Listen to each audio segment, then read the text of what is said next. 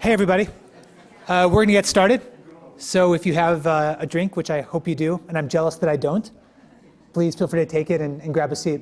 And we'll get started in a moment. My name is Yochi Driesen. I'm the Deputy Managing Editor at Vox.com, where I run our foreign and national security coverage. And it's a pleasure to be with you all tonight. If you're sitting in the front row, you may notice I have a black eye. I wish it was from something dramatic like journalism in the age of Trump. It's from basketball at the age of 41, which is, if anything, slightly more dangerous.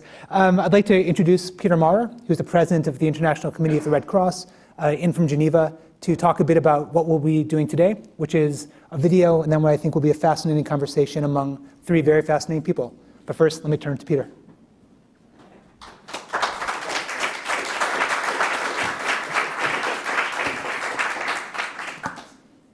I have to see that I don't read the wrong speech here. Ladies and gentlemen, colleagues, thanks for joining the ICRC and Vox Media this evening for the unveiling of the Paradox of the Future Battlefields, a joint video collaboration between the ICRC delegation here in the US and Canada and Vox Explainer Studio. It's wonderful to be here with you in New America this evening. I'd like to personally thank Vox Media and Vox Creative for the time, the talent, the attention to the detail that you put into the creation of the video that we share with you tonight. As of 5 p.m., I have been informed that the video has already received 140,000 views on the Vox YouTube channel alone since we put it online. So congratulations. That's a testament to Vox's ability to take a complicated issue like autonomous weapon and make it relatable and interesting for curious and compassionate audience and citizens in today's world. I'd like to highlight today 8th of May, which marks the World Red Cross and Red Crescent Day, an annual occasion when we celebrate the work of the Red Cross and Red Crescent movement around the world and the impact that more than 14 million volunteers have in responding to crises and natural disasters and conflicts to which communities are affected. There are different forms and formats of community, and I wanted to highlight what the American Red Cross is doing to respond, for instance, to here in the United States to 64,000 disasters like home fires every year. They are currently in the middle of their annual campaign of fire prevention that aims to reduce the death and injuries from home fire by 25%. That's an ambitious goal that only the American Red Cross could eventually envisage with their reach and presence in the communities across the nation.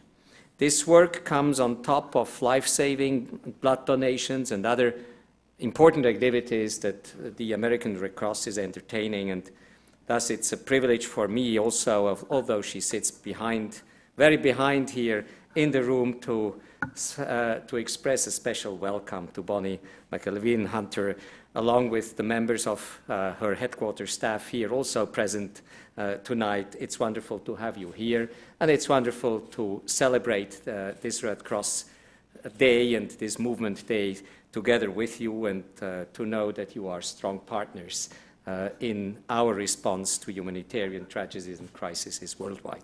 So thanks a lot, Bonnie, for being here with us. As I mentioned earlier, the work of the Red Cross and Red Crescent stretches across the globe, from the Americas to Africa, from Europe to the Middle East and to South Asia and the Pacific. Our movement is on the ground working to help victims of crises, international disasters, conflicts, big and small. The reason we mark World Red Cross and Red Crescent Day on 8th of May is that the founder of the Red Cross and the Red Cross movement, Henri Dunant, was born 190 years exactly today.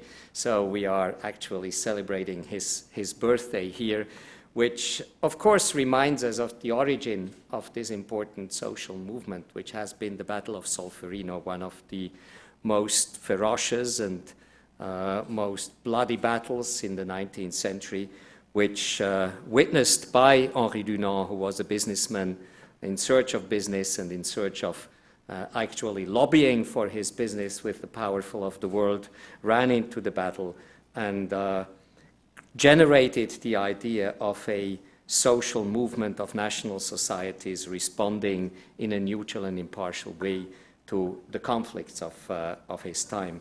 As I mentioned, the Battle of Solferino was one of the bloodiest ones, and it's maybe good to remind ourselves that when we look at today's conflicts and impacts of conflicts, we also should compare about some of the dramas at the origin of our movement in the 19th century. Today's battlefield, and I come also to bridge to what we are doing tonight, is very different. Conflicts are more urban, more protracted, involving an increasing number of actors, increasingly fragmented actors in the battlefields. It's more likely to be civilians and not soldiers when we look at the victims. Those who are killed and injured, they have their life uprooted, and we see it from Yemen to Iraq to Syria to Afghanistan to many conflicts in Africa. This year I have myself visited some of these battlefields in Syria, Iraq, the Central African Republic, Libya, and other places, and I've seen the impact of brutal conflicts today on communities, the result of easily available weapons, of irresponsible arms transfers to even more irresponsible actors who do not implement the restraining rules of war, or as it is called, the law of armed conflict, known to the US public. When we see the abuses caused by weapons today, we cannot afford for the weapons of tomorrow to go unchecked and just to let those weapons come to the battlefield without thinking about the restraining rules of weapons, as we have done for the last 155 years. Increasingly, artificial intelligence, autonomous weapons, cyber capabilities, and advanced computing are radically reshaping how wars will be fought in the future and are already partly fought in today's battlefields. It is said that the world is already in a new arms race involving the rise of lethal autonomous weapons. The requirement under international humanitarian law relatively clear: there must be limits on autonomy with a minimum level of human control over weapon system and the use of force. This human control must be both meaningful and effective to ensure legal compliance, but beyond this, the ethical question should make us stop and think. Can we allow human decision-making on the use of force to be replaced by computer-controlled processes and life and death decisions to be handed over to machines? That's basically the big question which we need to respond. While there is a broad consensus today that humans should retain a role in the operation of autonomous weapons, there is a profound and urgent need for governments to agree on a type and degree of controls that are needed, and I hope that the panel will clarify some of these issues and questions related to the type of degree that eventually we need to discuss today in order to charter the way of rule-based warfare in the context of the use of autonomous weapons forward. Dear colleagues, as Henri Dunant helped us first understand that even wars must have limits, while no one wants to stand in the way of progress, we must always ensure that the responsibility for decisions to kill and destroy remain with human beings. After all, it is the commander and the combatant who understand the law of armed conflict and the consequences for violating it. And I really enjoy and look forward at least to start at the beginning to be with you in this conversation. I know that many others of my colleagues are listening to the whole conversation. I have a slightly too tight program to be here with you for the full evening, but I wanted to use my presence here in Washington to really support the work that we have done together with Vox, but also the debate and discussions which we need to charter the way forward to this famous sentence that is a motto of ours, that even wars have limits. Thanks a lot.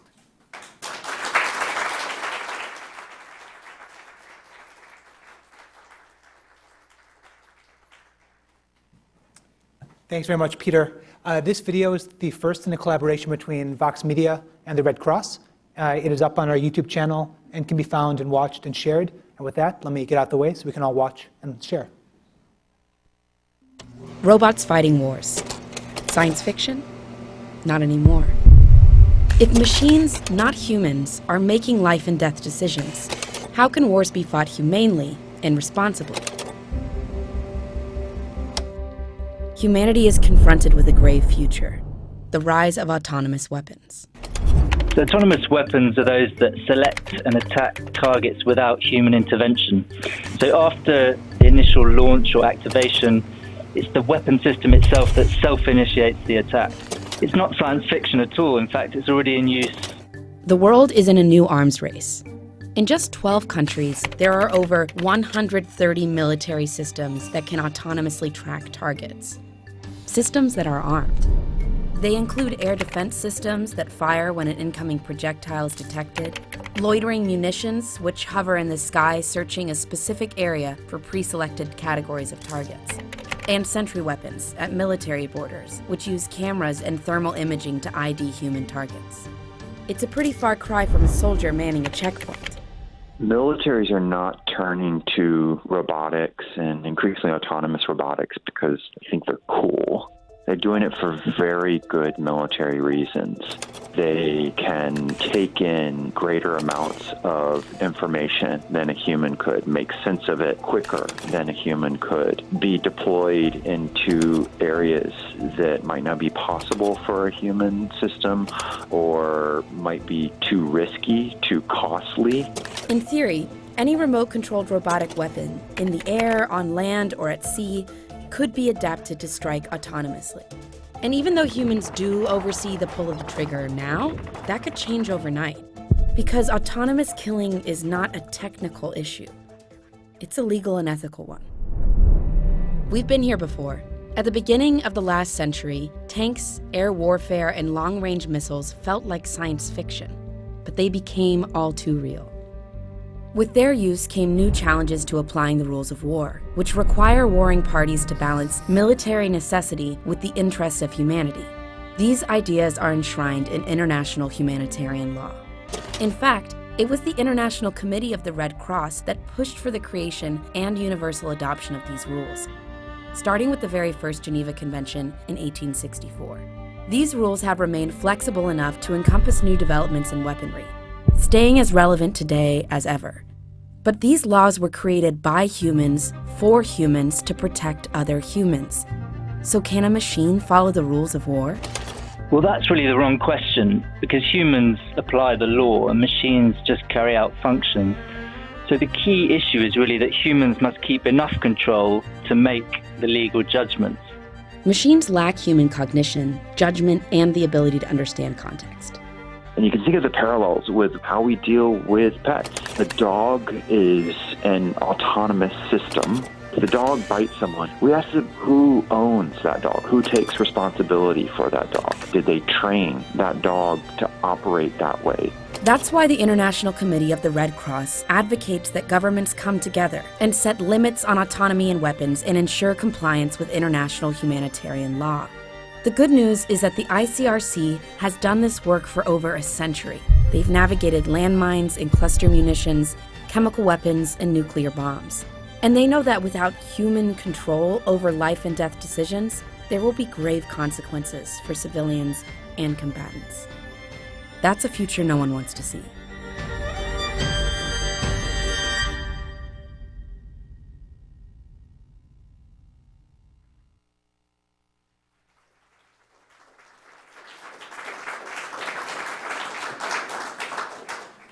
So let me welcome up my panelists. You may have noticed there were some brilliant people speaking on the video. Several of those brilliant people are now speaking here. So if you guys want to all come on up. Please. Sorry, I just messed this up. It's okay. Yeah, I'll be fine now. Thanks. Otherwise, I'll move down.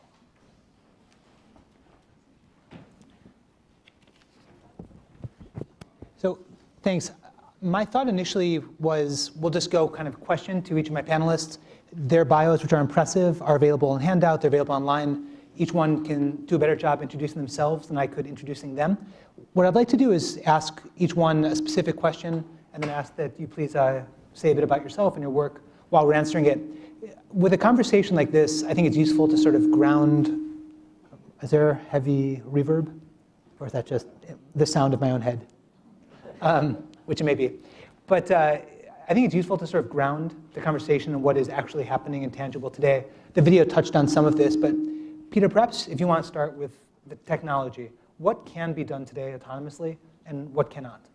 Sure. So I first wanted to add in my thanks as a representative of New America for this conversation. It's exciting for us and an honor for us to be able to host it here. I think there's an interesting parallel to what was laid out in terms of the foundation of the ICRC. It basically happens at really near the starting point of the industrial age. That's part of what makes those early battles that inspire the creation of the ICRC so violent, so costly, is these introduction of new technologies. And then over the coming decades, there's a series of science fiction-like technologies that come true as you see industrialization and then the creation of things like tanks, the application of chemistry and gases to warfare, flying machines, you name it.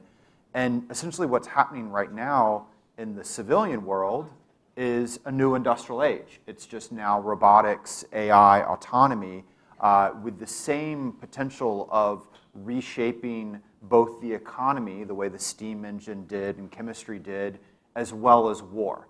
So if you're looking at the economy side, the spending on robotics and AI by one measure is $153 billion worldwide, with an economic disruption of about $33 trillion applied into spans like war. Just to give you one numeric example, the CIA alone has 137 AI projects that it's working on in its open budget, let alone the black budget.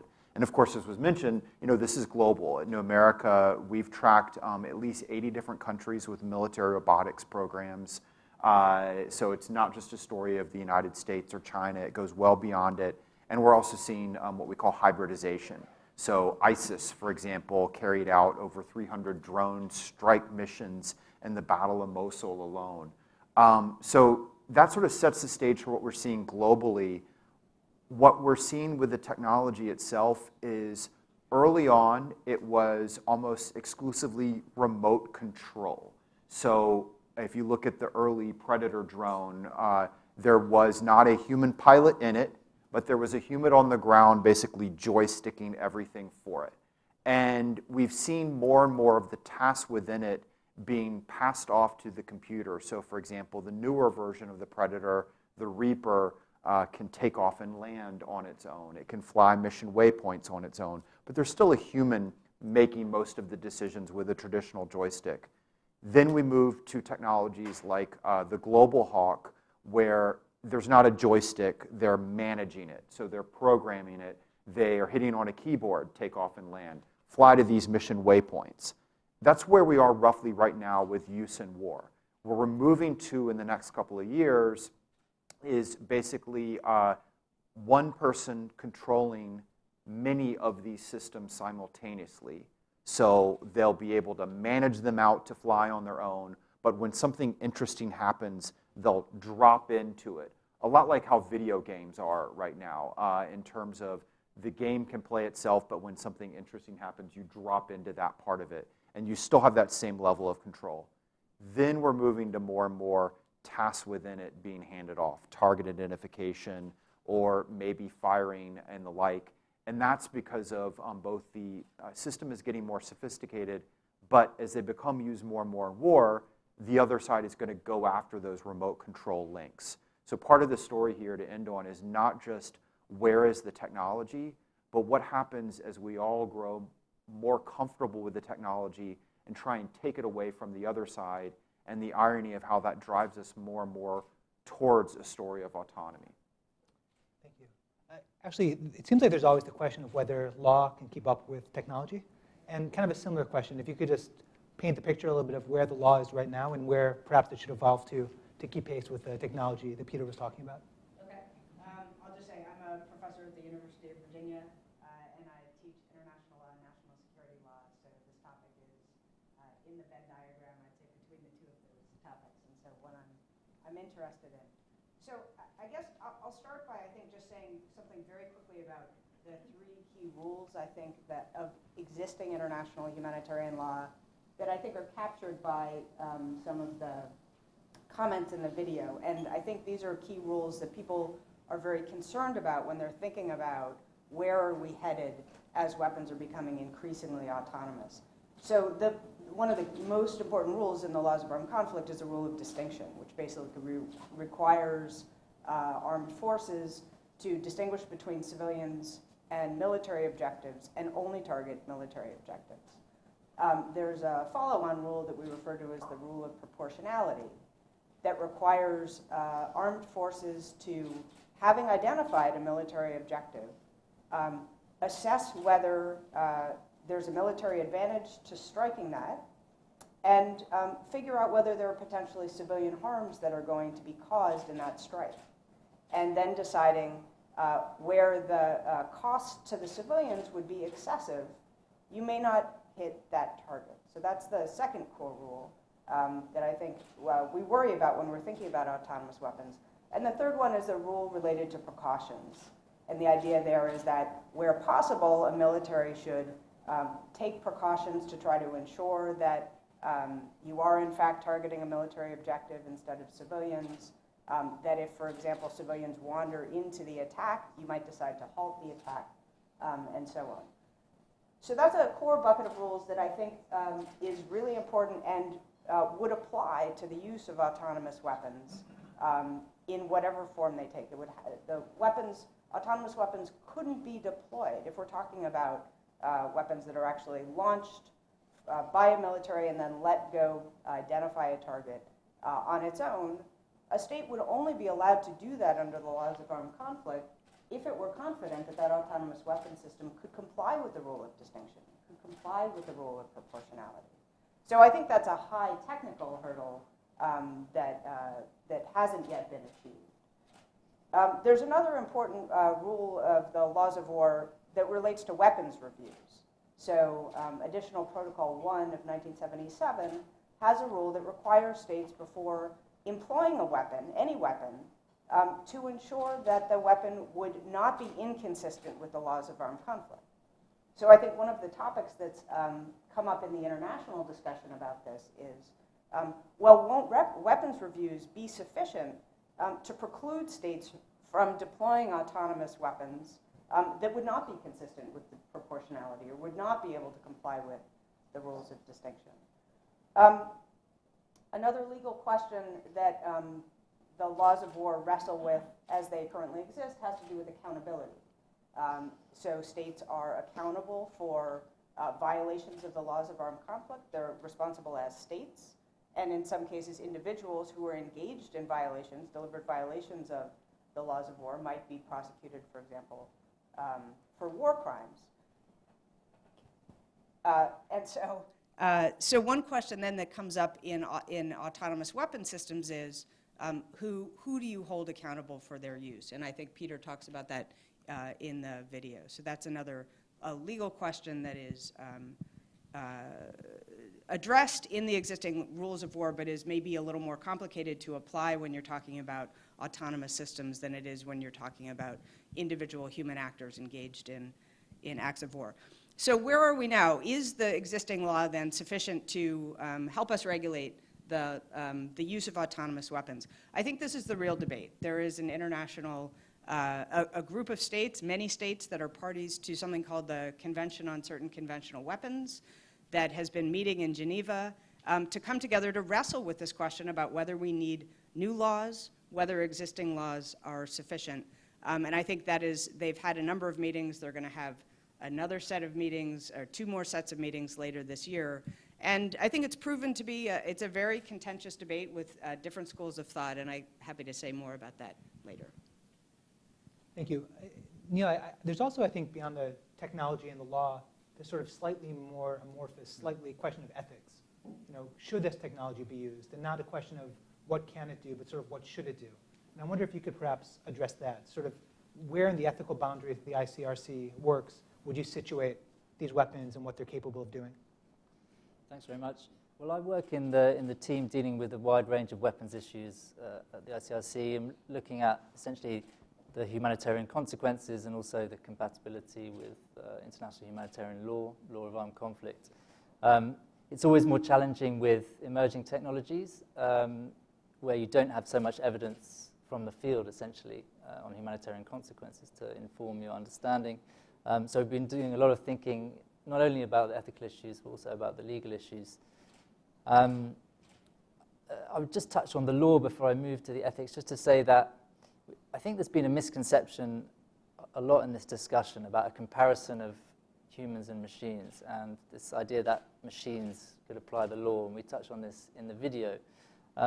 We've been very clear that the law is addressed to humans, and those responsibilities rest with humans. So even when machines are carrying out certain functions, they're not applying the rule of distinction. They're not doing proportionality assessments. They're not taking precautions in attacks. They're doing certain technical functions. It's a responsibility of the commander or operator using a certain weapon to ensure that they remain within those bounds.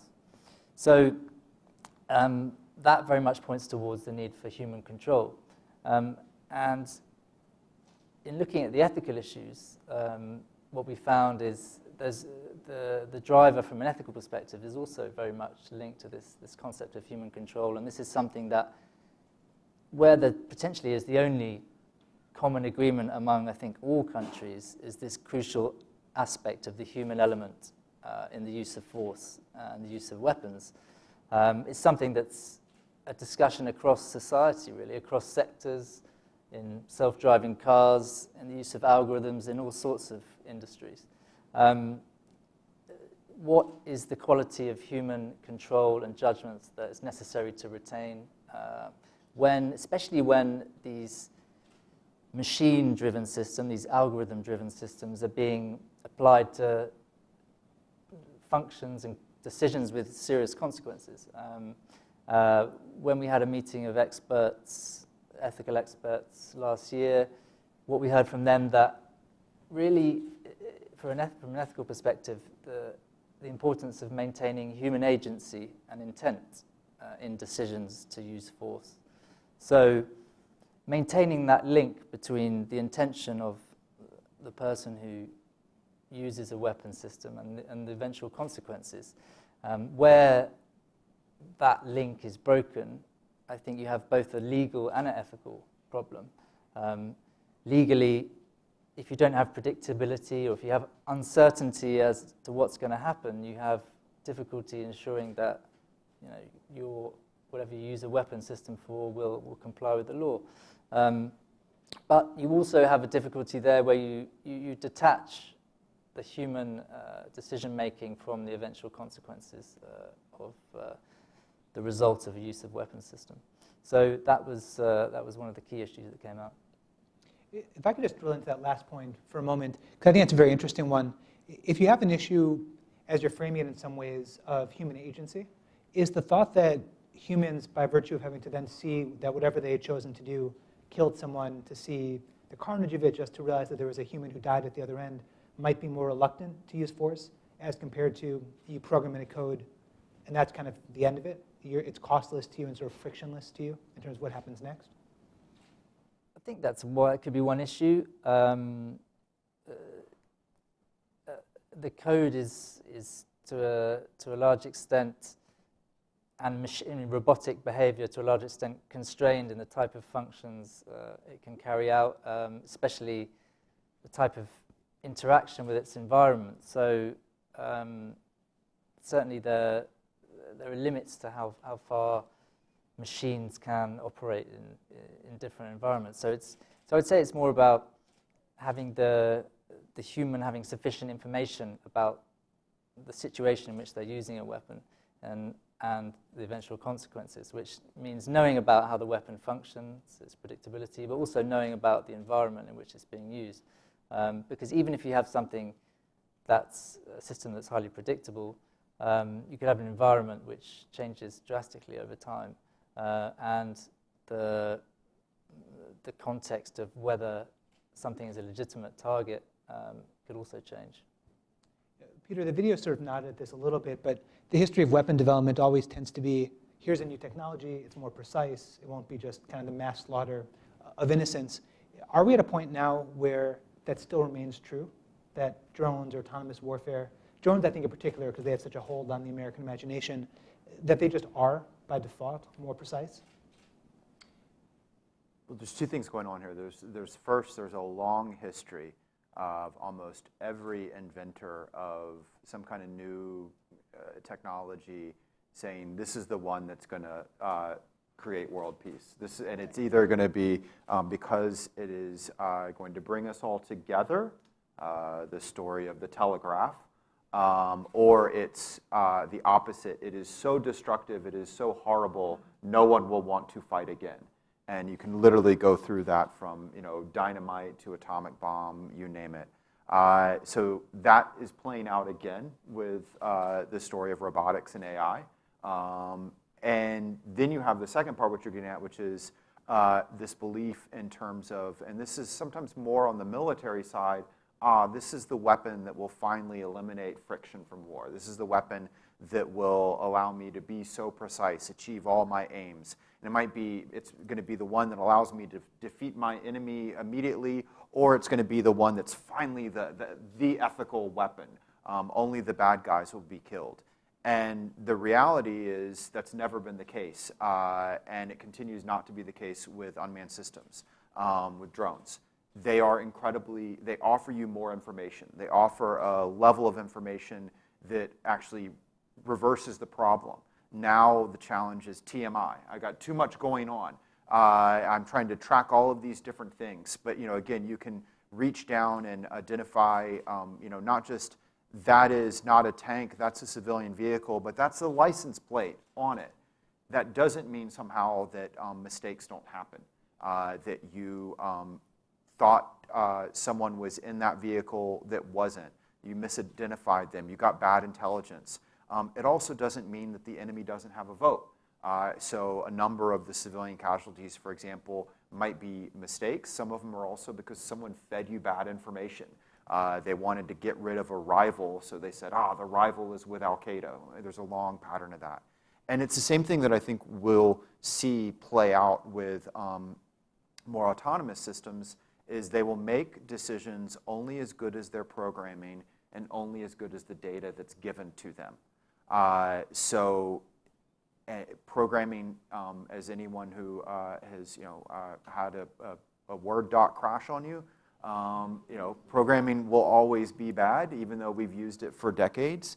That's on something as simple as writing a report. What about something that's operating in warfare? So we should expect systems crashes. We should also expect the data to not be perfect, either because we don't have full information or because the other side is going to be feeding you bad information. And that's why I think one of the questions that surrounds us, to add into kind of the issue of law and ethics, is not just going to be should we use the technology or not, but under what circumstances, under what locations. So I think, for example, there will be certain domains we are going to be less comfortable versus more comfortable with more autonomous systems. As an example, undersea warfare right now is mostly algorithms going back and forth. It's not Jonesy with his really good ear saying, that's an enemy submarine. It's basically matching the data on this is what an enemy submarine looks like. We might be more comfortable unleashing autonomous systems in undersea warfare, both because of that and because there's, at least so far, no undersea cruise ships to get it wrong.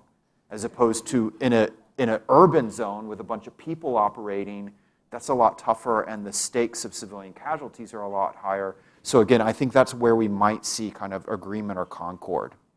Can I add something? So I agree with all that. I think another thing to note that maybe drones help stimulate is, I do think there's an increasing expectation of accuracy, an increasing expectation of diminished civilian casualties, at least where you're talking about when one of the states fighting is a technologically advanced warfighting power. So we're now at a point where, under President Obama, he established a policy for certain types of targeted killings, like often using drones, where the tolerance for civilian casualties was almost none.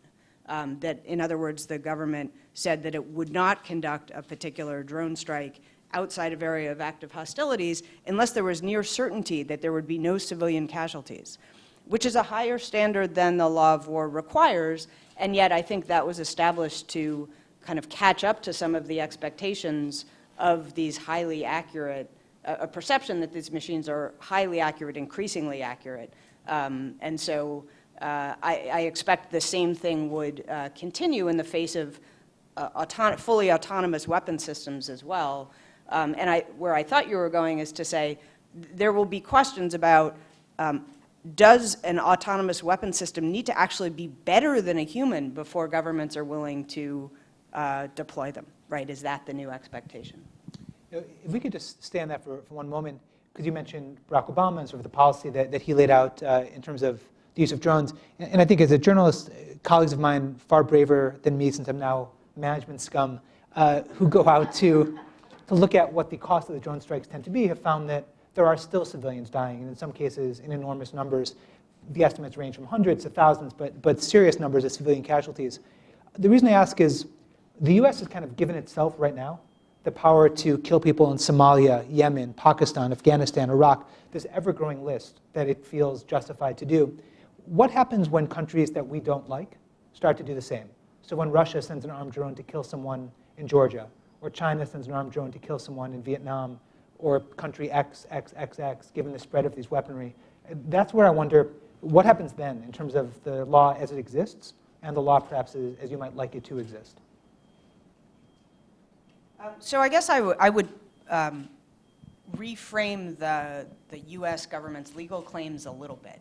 So it is right that it has said that it's using force in a whole host of countries against groups associated with Al-Qaeda, Taliban, and associated forces. So it's not claiming the right to use force against all terrorist groups anywhere. And in fact, I think under President Obama and continuing on under President Trump, so President Obama issued a 66-page document towards the end of his administration that laid out what the legal claims were. What is the justification for using force in Afghanistan and Yemen and Somalia and so on? So I think one of the reasons it did that was to show, look, there is actually a pretty precise legal theory here about when it's permissible to use force under the jus in bello, under the jus ad bellum, in part because it recognizes that there are precedential issues in engaging in uses of force around the world in different places. And I think similarly in the cyber arena, the government is conscious of precedents that it might be setting by doing X or Y, and I think perhaps has been maybe more cautious in the cyber arena for fear of setting precedent that could be used by other countries in contexts where the US government would feel less comfortable. I would just add there's nothing technologic. The technology doesn't change your question. Whether the strike is done by an MQ-9 Reaper without a human pilot inside it and an F-16 with a pilot inside it, the law is the same. And we can see this playing out right now, for example, in Yemen, where the United States has carried out both manned and unmanned operations, or like we've seen on the Gulfi coalition, if it hits a reported wedding and a bunch of civilians die, we don't go, oh, but was it a drone or was it an F-15 that dropped the bomb? That doesn't change the law of it. The technology changes the political discussion. It makes it a lot easier for us to contemplate. It makes it a lot easier for the politician to conduct that operation because the risk to the human pilot to our side is lower. But it doesn't, there's nothing specific to the technology. Where this may become more specific to the technology is if you get into a world of autonomy and you unleash the technology, you give it a preset target and you say, go out there and find this target on your own, take it out, and then tell me about it. But we're not in that space, certainly not with the drone strikes. The only, where I see that happening more likely in war is, again, with preset types of systems where, for example, you might say, this is what an enemy battleship looks like of this type. We're at war with that enemy. I fire off not knowing where that battleship is. Go hunt it on your own. We're nowhere near the, there was, for example, a video of preset human faces and sort of unleashing it to roam the earth looking for someone with that face. That's still in the realm of sci-fi. I saw that movie. It was good. Neil, sorry,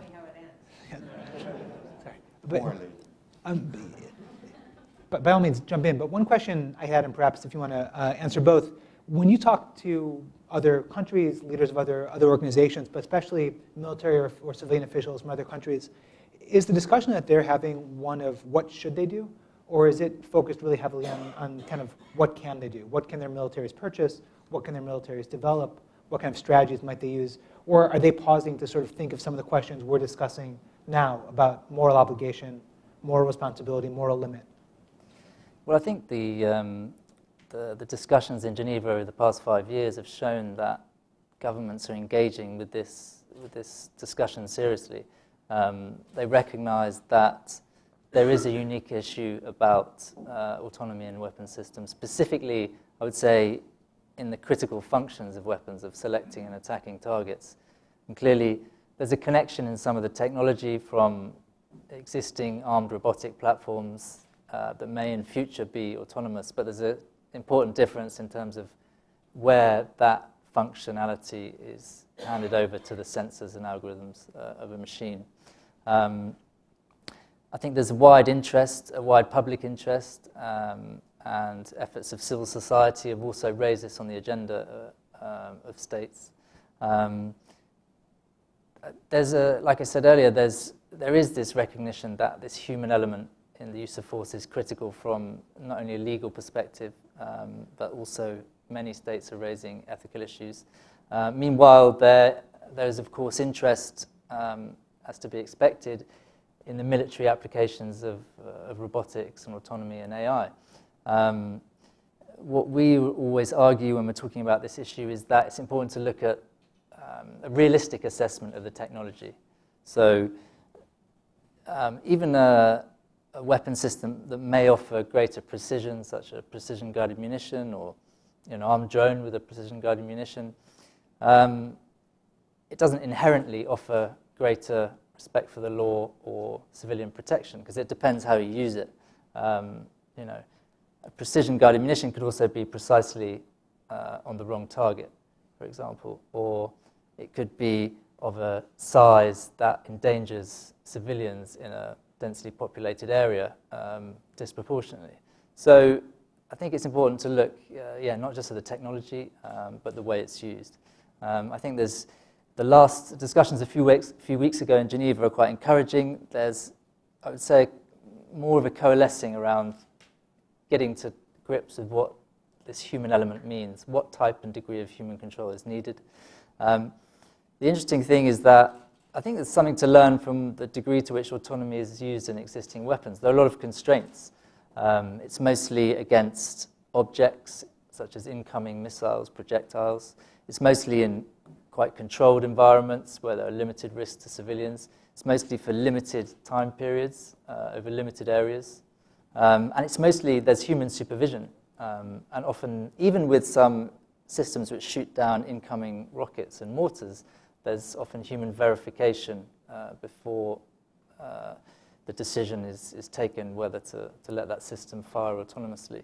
So I think these say something about the legal constraints, also the ethical considerations, and also perhaps also technology capabilities.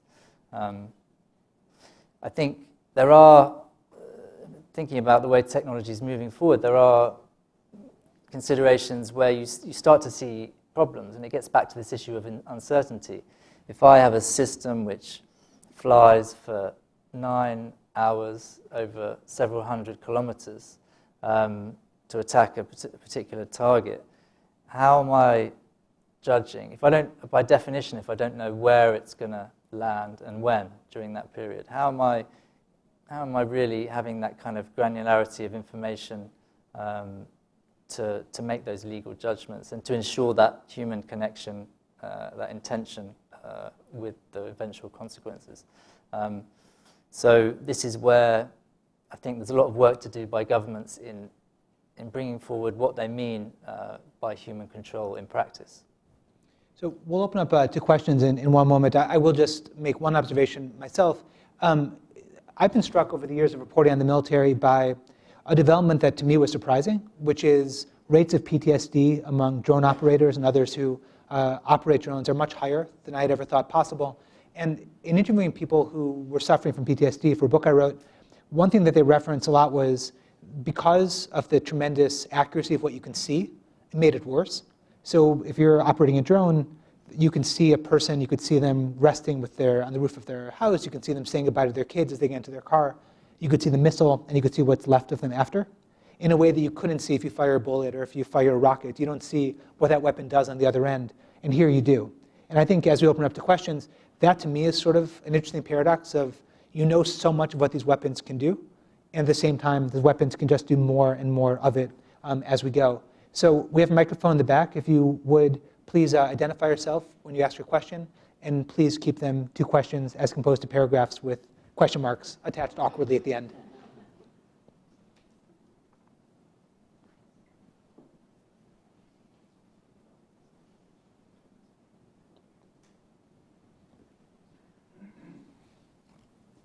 Rad from the ICRC.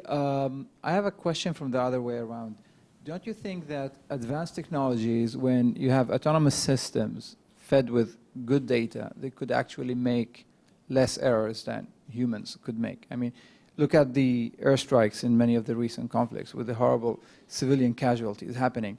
Don't you think if it was actually an autonomous system that was fed with proper data? I know there are errors in data. There could be less casualties. Thank you. I'll take that, and I think you can weigh in as well. You're definitely right. It can. It offers up the potential of greater precision. That depends, however, on how, the type of data that you have, how you code that data. So as an example, one of the controversies surrounding reporting of civilian casualties around drone strikes is, well, who's a civilian? Who's a civilian is actually, as we all know, like, it seems really simple, but it's really complex. So particularly in a space where not everyone's wearing a uniform. And one of the big controversies was this idea of military-age males. Okay, if they were, looking over the age of 18 and in the vicinity, therefore they must be part of the organization that I was trying to target, as opposed to just someone who is nearby. So kind of the way that you code the data, which is not a technical question, it might be a legal or a political question, can drive that. Also, to go back to what was said before, we have certain conflict actors who shockingly don't respect the laws of war. So they might use that precision to do really bad things. They might use that precision to actually kill more civilians if their intent is to cause a fear factor among a population or the like. So, kind of a way of putting it is that often in this debate, we seek the technology to solve our moral dilemmas. You even get there's this idea of, but we can make moral robots. We can, give them a moral generator. And that's great. One, show me the technology, and then show me the code of morality that we all agree to universally around the world, and you've solved the problem. So again, I think we'll be stuck with these legal, ethical dilemmas. We shouldn't look to software code to solve our moral, legal code questions. It can maybe enable it, but it's certainly not going to be the solution to it. Yeah, so I guess I would just say two things. First, we might ask, why are states pursuing these systems? And one reason might be because we're worried that other states are pursuing the systems and we're going to fall behind. But I do think at some level states are pursuing the systems because they believe they are more accurate and can actually enhance compliance with the laws of war. And one way they can do that, I think, is to remove emotion from the battlefield. You hear that with regard to drones, but you could imagine also an autonomous system that is not crippled by knowing that that his battlemate was just shot by a non-state actor.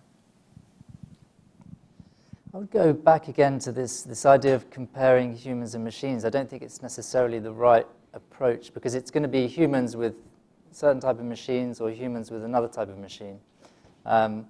Yes, I think it's important. So I think the focus should be on the human-machine relationship. Of course, where we can use machines, data, and data analysis tools to have better information that would help those conducting conflict comply with the law better and pose less risk to civilians. I think that's a good thing. I don't think that's necessarily an argument for closing that loop, in that suddenly that analysis that a machine can help you with in your decision making is suddenly closed loop with a direct effect of a weapon system or a machine. I don't think that necessarily is something that's needed or that will necessarily solve the problem. I think where these type of tools can be helpful is helping human decision makers better make those judgments.